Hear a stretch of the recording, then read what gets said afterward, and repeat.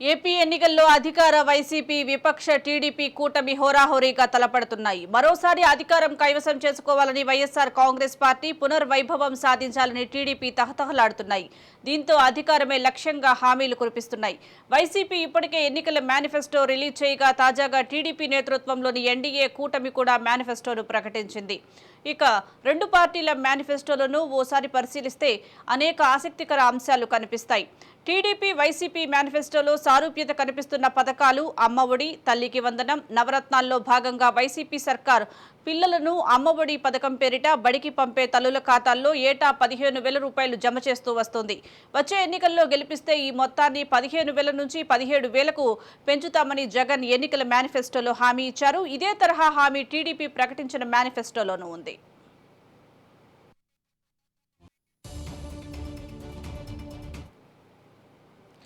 తల్లికి వందనం పేరుతో చంద్రబాబు దీనికి సంబంధించి హామీ ఇచ్చారు. తాము గెలిస్తే తల్లికి వందనం పేరుతో స్కూల్కు వెళ్లే ప్రతి విద్యార్థికి ఏడాదికి 15,000 రూపాయల చొప్పున అందిస్తామని చంద్రబాబు హామీ ఇచ్చారు. ఇక అత్యంత కీలకమైన హామీ ఏంటంటే పింఛన్లు. ఏపీ వ్యాప్తంగా ఇప్పటికే వైఎస్ఆర్ పెన్షన్ కానుక కింద వైసీపీ నెలకు 3,000 రూపాయలు పింఛన్ అందిస్తుంది.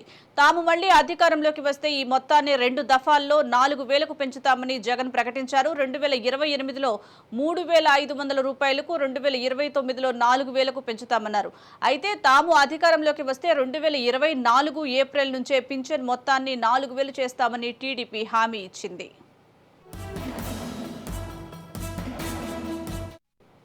ఏప్రిల్, మే, జూన్ 3 నెలల పింఛన్ బకాయిలు కలిపి జూన్ నెలలోనే 7,000 అందిస్తామంటుంది. అలాగే దివ్యాంగులకు నెలకు 6,000 రూపాయలు పింఛన్ అందిస్తామని, 100% దివ్యాంగులు అయితే 10,000 అందిస్తామని టీడీపీ కూటమి మేనిఫెస్టోలో ప్రకటించింది.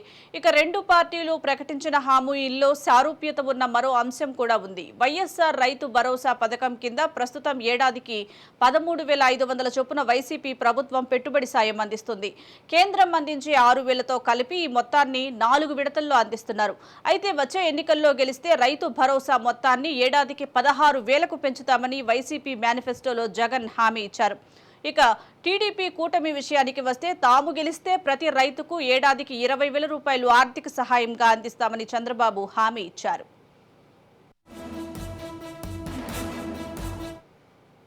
మరోవైపు 45 ఏళ్ల నుంచి 60 ఏళ్ల లోపు వయసున్న ఎస్సీ, ఎస్టీ, బీసీ, మైనారిటీ మహిళలకు వైఎస్ఆర్ చేయూత కింద వైసీపీ ప్రభుత్వం ఏడాదికి 18,750 రూపాయలు సాయం అందిస్తుంది. మొత్తంగా 5 ఏళ్లలో 75,000 రూపాయలు ఆర్థిక సాయం అందిస్తుంది. వచ్చే ఎన్నికల్లో గెలిస్తే వైఎస్ఆర్ చేయూత పథకాన్ని కొనసాగిస్తామని వైఎస్ జగన్ 2024 మేనిఫెస్టోలో హామీ ఇచ్చారు. అయితే టీడీపీ కూటమి మాత్రం ఇందుకు కాస్త భిన్నమైన పథకాన్ని ఎంచుకుంది. వైసీపీ 45 నుంచి 60 ఏళ్ల లోపు మహిళలకు ఆర్థిక సాయం అంటూ హామీ ఇస్తే టీడీపీ మాత్రం 19 నుండి 59 ఏళ్ల లోపు ఉన్న ప్రతి మహిళకు ఆర్థిక సాయం అందిస్తామని హామీ ఇచ్చింది. నెలకు 1,500 చొప్పున, ఏడాదికి 18,000 రూపాయల చొప్పున ఆర్థిక సాయం అందిస్తామని ఎన్నికల మేనిఫెస్టోలో ప్రకటించింది. ఇక వైసీపీ 3 రాజధానుల విధానానికి కట్టుబడగా టీడీపీ మాత్రం అమరావతి రాజధానిగా ఉంటుందని చెబుతోంది. ఇక వైసీపీ ప్రకటించిన ఆర్టీసీ బస్సుల్లో మహిళలకు ఉచిత బస్సు ప్రయాణం, ఉచిత గ్యాస్ సిలిండర్లు వంటి పథకాలను చంద్రబాబు తన మేనిఫెస్టోలో ప్రకటించారు. మరి ఓటర్లు ఎవరిని ఆశీర్వదిస్తారనేది చూడాలి. మరి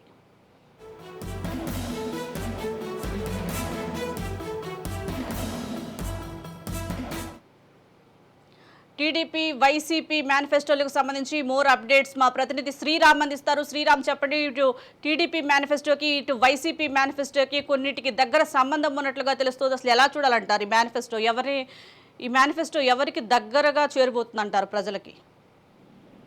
సుజాత, రాష్ట్రంలోని 2 ప్రధాన పార్టీలు, ముఖ్యంగా ఇటువైపు వైసీపీ, అటువైపు కూటమి పార్టీలు తమ మేనిఫెస్టోలను ప్రకటించాయి. ముందుగా 2 రోజుల క్రితం వైసీపీ పార్టీ తన మేనిఫెస్టోను ప్రకటించింది. 2019లో ఆ పార్టీ ప్రకటించిన మేనిఫెస్టోకే కొన్ని తుది మెరుగులు దిద్ది కొంత సెక్షన్లకు డబ్బు ఇచ్చే కేటాయింపులను పెంచి ఇవ్వడం జరిగింది. పూర్తి స్థాయిలో కూడా దీనిపైన జగన్ తాను చేయగలిగేదని చెప్తానని చెప్తూ కూడా ఈ మేనిఫెస్టోను ప్రకటించడం జరిగింది. గడిచిన 2 రోజుల నుంచి కూడా వైసీపీ మేనిఫెస్టో పైన కూటమి అభ్యర్థులు తీవ్ర స్థాయిలో విమర్శలు చేస్తున్నారు. ఈ మేనిఫెస్టో ప్రజలకు ఏ విధంగా మేలు చేసే విధంగా లేదని వాళ్ళంతా కూడా ఆరోపణలు చేస్తూ వచ్చారు. ఈ కోవలోనే టీడీపీకి సంబంధించిన పైన అందరి దృష్టి పడింది. టీడీపీ మేనిఫెస్టోలో అదనపు హంగులు ఉంటాయని కూడా అందరూ ఆశించారు. ఈ కోవలోనే రుణమాఫీకి సంబంధించి, డ్వాక్రా మహిళల రుణమాఫీకి సంబంధించి కూడా ఒక ప్రకటన ఉంటుందని ఆశించారు.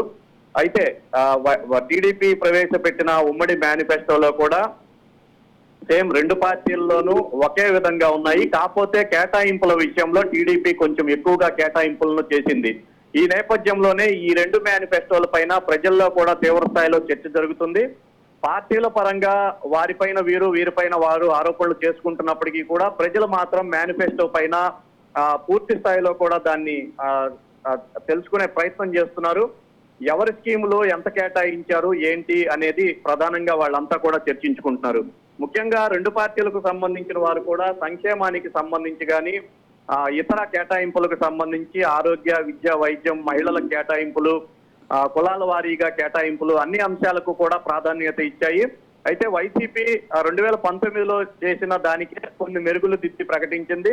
టీడీపీ మాత్రం పూర్తి స్థాయిలో గతంలో ఇచ్చిన రుణమాఫీ అంశాలను టచ్ చేయకుండా ఈ అంశాలన్నిటికీ కూడా ప్రాధాన్యత ఇస్తూ తన మేనిఫెస్టోని ప్రకటించింది. మొత్తానికైతే ఈ రెండు మేనిఫెస్టోల మధ్య వ్యత్యాసాన్ని అయితే ప్రజలు తెలుసుకునే ప్రయత్నం చేస్తున్నారు. ప్రస్తుతానికైతే ప్రజల నుంచి దీనికి సంబంధించి అవుట్పుట్ రానప్పటికీ కూడా వాళ్ళు పూర్తి స్థాయిలో కూడా ఈ మేనిఫెస్టోలను అధ్యయనం చేస్తున్నారు. ఖచ్చితంగా ఎన్నికల్లో ఈ రెండు మేనిఫెస్టోల తారతమ్యమే ఎన్నికల్లో ఏ పార్టీ గెలుస్తుందనేది నిర్ణయించే అవకాశం అయితే ఉంటుంది. Sujatha. Right, thank you Sriram.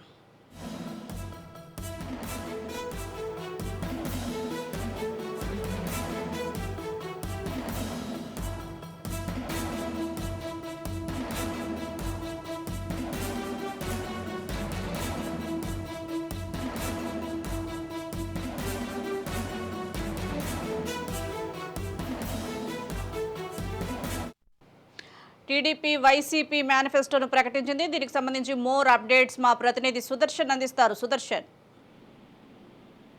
YCP చాలా ఓవర్ కాన్ఫిడెంట్ తోనే తన మేనిఫెస్టోను రిలీజ్ చేసిందని మనం భావించాలి. ఎందుకంటే పెద్దగా పథకాలు కొత్తగా చేసింది ఏమీ లేకపోగా కొన్ని పథకాలను అయితే వాళ్ళు ప్రస్తావించలేరు. 2019లో ఏవైతే అనౌన్స్ చేశారో వాటిల్లో కూడా కొన్ని ఈసారి ప్రస్తావించిన పరిస్థితి. అయితే ముఖ్యంగా ప్రతి నియోజకవర్గంలో సగానికి పురుషుల కంటే కొన్ని మహిళా ఓటర్లే ఎక్కువగా ఉన్నాయి. ఓటర్ లిస్ట్ చూస్తే మనకు అది అర్థమవుతుంది. కాబట్టి మహిళా ఓటర్లను పూర్తిగా తమ వైపు తిప్పుకోవడంలో భాగంగానే జగన్మోహన్ రెడ్డి ఒక 3 స్కీమ్స్ ను వాటికి ఇస్తున్నటువంటి నగదును అమౌంట్ను రెట్టింపు చేశారు. దాంతో మహిళా ఓటర్లందరూ కూడా తమ వైపు మొగ్గుతారన్నది వైసీపీ ఆలోచన. ప్రస్తుతం మనం ఒక 6-7 పాయింట్లు ప్రధానంగా వైసీపీ మేనిఫెస్టో నుంచి డిస్కషన్ చేస్తే, అమ్మఒడి కుటుంబంలో ఒక పిల్లవాడికే ఇస్తాడు. అది కూడా 15,000 ఇచ్చేవాళ్ళు గతంలో. దాంతో 2,000 స్కూల్ మెయింటెనెన్స్ ఖర్చుల కోసం కట్ చేసుకునే వాళ్ళు. అయితే దాన్ని 17,000కు పెంచారు. ఈ 17,000 2,000 కట్ అయితే తిరిగి 15,000 రూపాయలు చేతికి వస్తుంది అమ్మఒడికి. ఒక కుటుంబానికి ఒకరికి మాత్రమే ఇస్తారు. ఇక రెట్టింపు చేసిన పథకాల గురించి మనం ప్రస్తావిస్తే వైఎస్ఆర్ చేయూత, వైఎస్ఆర్ కాపు నేస్తం, ఈబీసీ నేస్తం, ఈ మూడిటికి ఇస్తున్నటువంటి నగదును రెట్టింపు చేశారు. చేయూత అంటే ఎస్సీ, ఎస్టీ, బీసీ, మైనార్టీ వర్గాల్లో ఉన్నటువంటి 45 ఏళ్ల నుంచి 60 ఏళ్ల మధ్యలో ఉన్నటువంటి మహిళలకు ఈ అమౌంట్ వెళ్తుంది. నేరుగా వారి బ్యాంకు ఖాతాల్లోనే వేస్తారు. గతంలో దీన్ని 75,000 రూపాయలు 5 ఏళ్ల పాటు అందించేవారు ఏడాది కింద అని. అయితే దాన్ని ఇప్పుడు రెట్టింపు చేశారు. 1,50,000 రూపాయలు ఇస్తాము అని చెప్పి మేనిఫెస్టోలో పెట్టారు. ఇక కాపు నేస్తానికి క్రైటీరియానే క్యాస్ట్ మారుతుంది. ఇక్కడ బలిజ, తెలగ, కాపు, ఒంటరి ఈ కులాలకు సంబంధించి 45 ఏళ్ల నుంచి 60 ఏళ్ల మధ్యలో ఉన్నటువంటి మహిళలకు ఈ అమౌంట్ వెళ్తుంది. దీన్ని గతంలో 60,000 ఇచ్చేవాళ్ళు, ఇప్పుడు దాన్ని రెట్టింపు చేసి 1,20,000 ఇస్తామని చెప్పారు. ఇక ఈబీసీ నేస్తం, ఇప్పుడు కాపు బలిజలు పోయినారు, ఎస్సీ, ఎస్టీ, బీసీ, మైనారిటీలు వెళ్ళిపోయారు. కాబట్టి ఇప్పుడు కాపు ఈబీసీ నేస్తం కింద ఓన్లీ ఓసీ కేటగిరీ అంటే కమ్మ, ఆర్యవైశ్య, రెడ్డి, వెలమ, బ్రాహ్మణ ఈ కులాలకు సంబంధించినటువంటి మహిళలు 45 ఏళ్ల నుంచి 60 ఏళ్ల వయసు మధ్యలో ఉండే మహిళలకు గతంలో 45,000 రూపాయలు ఇచ్చేవాళ్ళు ఏడాదికి, ఇప్పుడు దాన్ని 1,05,000 రూపాయలు చేశారు. ఈ 3 స్కీమ్స్ ను రెట్టింపు చేశారు. రైతు భరోసాకు సంబంధించి చాలా చిన్న డెవలప్మెంటే 13,500 అనేది దాన్ని 16,000 చేశారు. అంటే 13,500లో కూడా ఒక 6,000 రూపాయలు కేంద్ర ప్రభుత్వం నుంచి వస్తుంది. పిఎం కిసాన్ సమ్మాన్ నిధి పేరుతో కేంద్రము రూపాయల చొప్పున ఏడాదికి 3 సార్లు 6,000 ఇస్తుంది. అంటే గతంలో 7,500 ఇచ్చేవాళ్ళు, దానికి ఇప్పుడు ఒక 3,000 కలిపితే 10,500 రాష్ట్ర ప్రభుత్వం రైతు భరోసా కింద ప్రతి రైతుకు అందిస్తుంది. ఇక పింఛన్ల విషయంలో కూడా పెద్ద పురోగతి ఏం లేదు. నిజానికి అందరూ కూడా పింఛన్లను 4,000 చేస్తారని చాలా వరకు ఎక్స్పెక్ట్ చేశారు. అయితే ఇప్పుడు ఎవరైతే 3,000 రూపాయలు పింఛన్ అందుకుంటూ ఉన్నారో వాళ్లకు అంటే ఈ టర్ములో గెలిస్తే రాబోయే 2029 నాటికి, అంటే 2028లో 250 రూపాయలు పెంచుతాను అంటే అంతవరకు కూడా 3,000 రూపాయలు కొనసాగుద్ది. 2028 అంటే లాస్ట్ ఇయర్ కన్నా ముందు ఇయర్ లో ఒక 250, అలాగే లాస్ట్ ఇయర్ 2029లో 250 పెంచుతాము. అంటే 3,500. 2029 నాటికి 3,500 రూపాయలు పింఛన్ చేస్తాము అని చెప్పారు. ఇంకా సున్నా వడ్డీకి సంబంధించి ముఖ్యంగా డ్వాక్రా మహిళలకు సంబంధించి డ్వాక్రా రుణమాఫీ మళ్ళీ అనౌన్స్ చేస్తారేమో అని చాలా ఆశగా ఎదురు చూశారు. ఎందుకంటే గతంలో డ్వాక్రా రుణమాఫీ చేశారు, ఈసారి అలాంటి ఏమీ లేవు. కాకపోతే డ్వాక్రా మహిళలకు ఇంతకు ముందు 1,00,000, 2 లక్షల వరకు మాత్రమే లోన్ ఇచ్చే వాళ్ళు, దాన్ని ఆ గ్రూప్ లో ఉన్నటువంటి 10 మంది షేర్ చేసుకునే వాళ్ళు, దానిపైన వస్తున్నటువంటి వడ్డీని తిరిగి ప్రభుత్వమే చెల్లించేది. సున్నా వడ్డీ స్కీమ్ ఇది. దానికి సంబంధించి ఇస్తున్నటువంటి లోను పరిమితిని పెంచారు. అంటే 1,00,000, 2 లక్షలు ఇచ్చే లోను ఏదైనా ఒక డ్వాక్రా గ్రూప్ అప్లై చేసుకుంటే 3 లక్షల వరకు లోన్ ఇస్తాము. ఆ 3 లక్షల లోను తిరిగి కట్టే లోపల ఎంతైతే వడ్డీ పడుతుందో ఆ వడ్డీని ప్రభుత్వమే తిరిగి ఆ డ్వాక్రా ఖాతాలో వేస్తుంది. అంటే దాని మీద ఎలాంటి వడ్డీ లేకుండా సున్నా వడ్డీతో వాళ్ళు 3 లక్షల రూపాయలు రుణం పొందినట్టుగా లెక్కాచారం. ఇవి ప్రధానంగా ఈ 7 అంశాలే ఈసారి 2024 ఎలక్షన్స్ లో వైసీపీ మేనిఫెస్టోలో ప్రధానంగా డిస్కస్ చేసుకోవాల్సినటువంటి అంశాలు. అయితే ఎంతవరకు ఆకర్షితులైతారు మహిళలని చూడాలి. సుదర్శన్, అలాగే టీడీపీ వైసీపీ మేనిఫెస్టోలో ఎవరి మేనిఫెస్టో ప్రజల్ని అట్రాక్ట్ చేసే విధంగా ఉంది? అలాగే ప్రజల నుంచి ఎటువంటి స్పందన వస్తుంది? ఒకవైపు టీడీపీ చూస్తుంటే సంపదను సృష్టించి పంచుతామంటుంది, ఒక వైసీపీ మటుకు ఇప్పుడు ఉన్న పథకాలనే పెంచుతూ ఇస్తామంటుంది. దీనిపై ప్రజల నుంచి ఎటువంటి స్పందన వస్తుందంటారు? అవును, ఇప్పుడు మనం ఇంతవరకు వైసీపీ మేనిఫెస్టో గురించి డిస్కస్ చేశాం. టీడీపీ మేనిఫెస్టో గురించి ఒకసారి మాట్లాడితే ప్రధానంగా 6 అంశాలను వాళ్ళు ప్రస్తావించారు. అవి 6 కూడా చాలా సూపర్ 6 పేరుతో వాళ్ళు చాలా రోజుల క్రితమే అనౌన్స్ చేశారు. అవన్నీ కూడా ప్రజా ఆకర్షిత పథకాలు. ఎందుకంటే మహిళలకు బస్సుల్లో ఫ్రీ ఇస్తామన్నారు.